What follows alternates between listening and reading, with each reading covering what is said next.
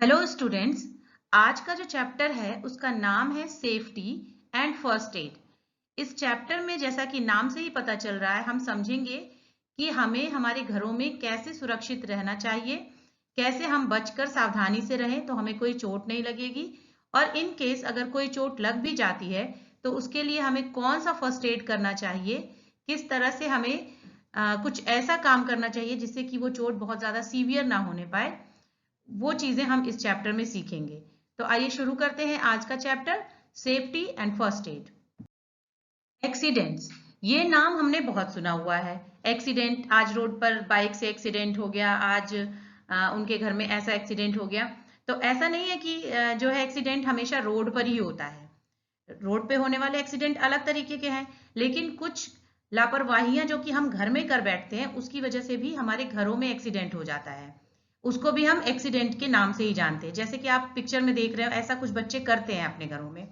कभी वो ऊंचाई पर चढ़ने की कोशिश करेंगे, कभी वो किचन में रखे हुए नाइफ से खेलने लगेंगे, कभी वो गर्म यूटेंसिल्स को छूने की कोशिश करते हैं, कभी ऐसे मुंह में वायर को लेकर के कट करने की कोशिश करने लगते हैं। तो ये सारी लापरवाहियां क्या करती हैं, घर में एक एक्सीडेंट का एक माहौल क्रिएट करती हैं, जिससे कि अगर थोड़ी सी भी लापरवाही हुई तो कोई ना कोई दुर्घटना हो ही जाती है।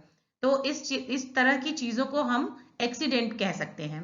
एक्सीडेंट की एग्जैक्ट डेफिनेशन है a sudden event that is not planned और intended and that causes damage और इंजरी। कोई भी ऐसा इवेंट जिसकी कि हमने प्लानिंग नहीं की हो, जो कि अचानक से हो जाए और उसकी वजह से हमें कोई डैमेज हो जाए या हमें कोई इंजरी हो जाए, उसको बोलते हैं एक्सीडेंट। जब हमने एक्सीडेंट को समझ लिया है तो आइए समझते हैं कि अगर कोई एक्सीडेंट हो जाता है तो उसके बाद जो हम तुरंत ही उस इंजर्ड पर्सन की जो हेल्प करते हैं उसको क्या बोलते हैं। तो वो हेल्प जो हम किसी इंजर्ड पर्सन को डॉक्टर के पास ले जाने से पहले देते हैं, या फिर इमीडिएट जो हमारा एक्शन होता है किसी एक्सीडेंट के बाद, जो कि इंजर्ड पर्सन को हेल्प करता है, उसे बोलते हैं first aid. It is a type of care or help that is given to an injured person immediately.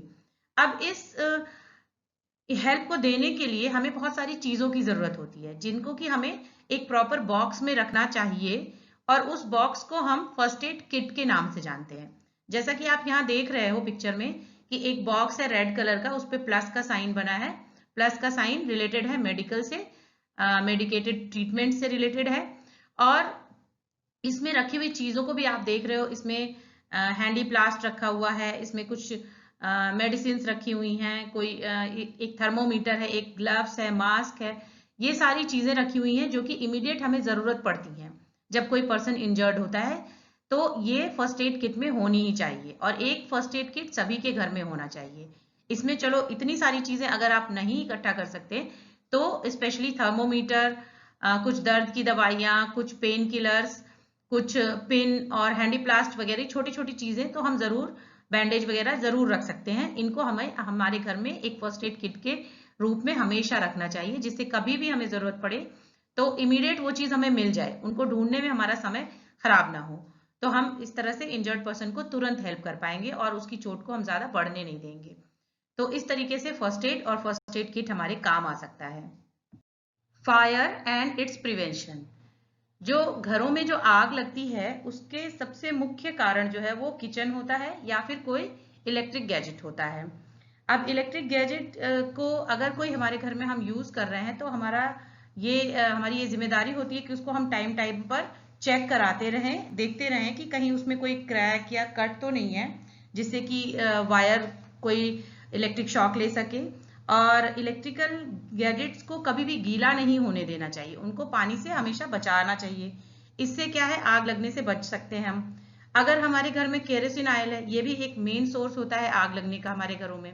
अगर ये केरोसिन ऑयल हमारे घर में कहीं ऐसी जगह पे रखा है कि जिससे किसी का पैर लगने से ये फैल जाए या फिर गिरने की संभावना है, तो भी आग लगने की, बहुत मेजर आग लगने की संभावना होती है। और हमें हमेशा ये चीज ध्यान रखना चाहिए कि अगर हम किचन में काम कर चुके हैं, इसके बाद हमारे पास कोई काम नहीं है किचन में करने के लिए, तो हमें गैस सिलेंडर स्विच ऑफ कर देना चाहिए। ये भी एक बहुत बड़ा कारण होता है घरों में आग का। फिर जब भी हम किचन में काम कर रहे हो, हमेशा हमें कॉटन के कपड़े पहनने चाहिए, कभी भी नायलॉन क्लॉथ्स का यूज नहीं करना चाहिए, क्योंकि ये बहुत ही जल्दी आग को पकड़ लेते हैं। और जो है बच्चे कभी माचिस से ना खेलें, ये सारी चीजें जो है हमेशा ध्यान में रखनी चाहिए कि माचिस ऐसी जगह पे ना रखा हो, मैच बॉक्स ऐसी जगह पर ना हो कि जहां उसे बच्चे आसानी से पा जाएं। और कभी भी मोबाइल फोन चार्ज में लगाते समय उसे रात को चार्ज में नहीं लगाएं, या फिर ऐसे समय में चार्ज में नहीं लगाएं जिससे कि हम बहुत लंबे टाइम के लिए उसको भूल जाएं। अगर हम रात को चार्ज में लगाते और सो गए, उसके बाद मोबाइल रात भर चार्ज होती रहेगी, और इस केस में मोबाइल बर्स्ट होने की भी संभावना है, और इससे भी बहुत तेजी से आग लग सकती है और बहुत बड़ा आग का कारण बन सकता है ये। और दूसरी चीज, और मोबाइल का जो चार्जर हो हमेशा वो एक अच्छी कंपनी का चार्जर हो, लोकल कंपनी का चार्जर नहीं होना चाहिए, ये बहुत जल्दी हीट होते हैं और ब्लास्ट हो जाते हैं। तो ये सारे सोर्सेज होते हैं हमारे घरों में आग लगने के। अब इन केस आग अगर लग ही जाती है तो हमें उस केस में क्या करना चाहिए वो हम समझते हैं। तो जो पहली चीज हमें करनी चाहिए वो उस आग पर हमें मड या सैंड फेंकना चाहिए। इमीडिएटली कहीं से अरेंज करके मड और सैंड को हमें उस पर थ्रो करना चाहिए। अगर ये भी उपलब्ध नहीं है तो हमें पानी फेंकना चाहिए उस तरह की आग पर। और ये चीज जरूर ध्यान रखिए कि आग अगर इलेक्ट्रिसिटी से लगी हुई है तो पानी का यूज कभी नहीं करना चाहिए। इलेक्ट्रिसिटी के अलावा अगर कोई और रीजन है, इलेक्ट्रिक शॉक के अलावा दूसरे कारण से अगर आग लगी हुई है तो वहां पर हम पानी का इस्तेमाल कर सकते हैं। लेकिन अगर इलेक्ट्रिसिटी में लगे हुए आग में हमने पानी फेंक दिया तो इलेक्ट्रिक शॉक लगने का बहुत ही ज्यादा डेंजरस सिचुएशन क्रिएट हो सकती है उस दौरान। और एट लास्ट फायर एक्सटिंग्विशर का यूज करना चाहिए आग को बुझाने के लिए। तो ये सारे तरीके होते हैं। अगर इस सब से भी कंट्रोल नहीं हो पाए, अगर आपको लग रहा है कि बहुत ज्यादा आग लग चुकी है तो तुरंत ही आपको फायर ब्रिगेड को कॉल करनी चाहिए। इमीडिएट आपको इमरजेंसी नंबर हमेशा तैयार रखना चाहिए इन सब चीजों के लिए, एक डायरी में मेंशन होना चाहिए, और फटाफट आप फायर ब्रिगेड को कॉल कीजिए और वो आकर के आपकी आग को कंट्रोल में करने की कोशिश करेंगे। तो इस तरीके से हमने जाना कि फायर लगने के कौन कौन से कारण हो सकते हैं हमारे घरों में, उनसे हम कैसे सावधानी से बच सकते हैं और बड़ी से बड़ी दुर्घटना को अवॉइड कर सकते हैं।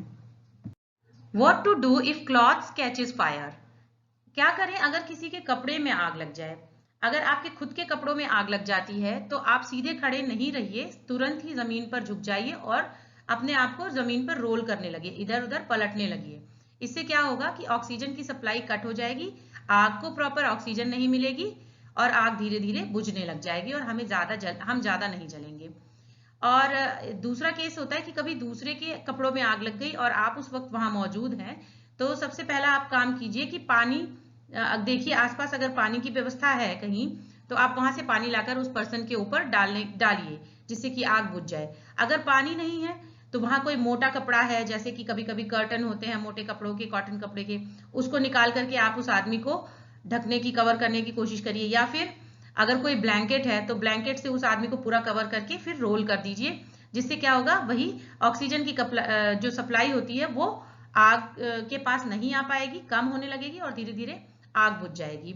और अगर जो है आप ब्लैंकेट को जैसे ही आग बुझ जाए उस आदमी या उस पर्सन की बॉडी से रिमूव कर दीजिए, उस पर छोड़ मत दीजिए उसको, नहीं तो फिर वो भी गर्मी को बाहर नहीं निकलने देगा और वो आदमी ज्यादा ही इंजर्ड हो जाएगा।